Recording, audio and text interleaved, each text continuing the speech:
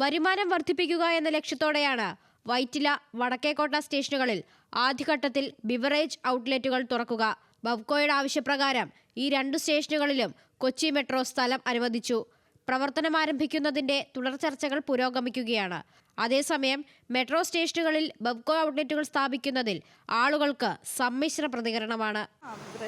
പറയുമ്പോൾ അടി വഴക്കങ്ങളുള്ള കാര്യങ്ങളൊക്കെ ആയിരിക്കുമല്ലോ മെയിനായിട്ടുള്ളത്. ഒരു ശാന്തമായിട്ടൊരു സ്ഥലത്ത് ഇങ്ങനൊരു സ്ഥലം വരുമ്പം, ഇങ്ങനൊരു പ്ലേസ്, ഒരു ഇത് വരുമ്പം നമുക്ക് പറയാൻ പറ്റില്ലല്ലോ എന്തൊക്കെയാണ്. അതുകൊണ്ട് അതൊരു നല്ല കാര്യമല്ലെന്ന് എൻ്റെ ഒരു അഭിപ്രായം അങ്ങനെയാണ്. വളരെ സന്തോഷമായ ഒരു കാര്യമാണ്. ഒട്ടും താല്പര്യമില്ലാത്ത മാറ്റർ ഓൾറെഡി തൊട്ട് മുകളിൽ ഒന്നുണ്ട്. അതിന് നമുക്ക് ജനങ്ങൾക്ക് ബുദ്ധിമുട്ടായിട്ട് മാറുകയാണ്.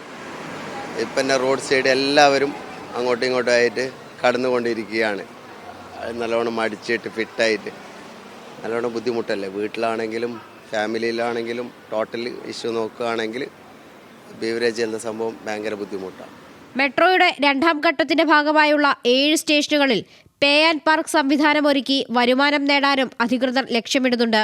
ഇതിനായി ഭൂമി ഏറ്റെടുക്കാനുള്ള നീക്കത്തിലാണ് KMRL.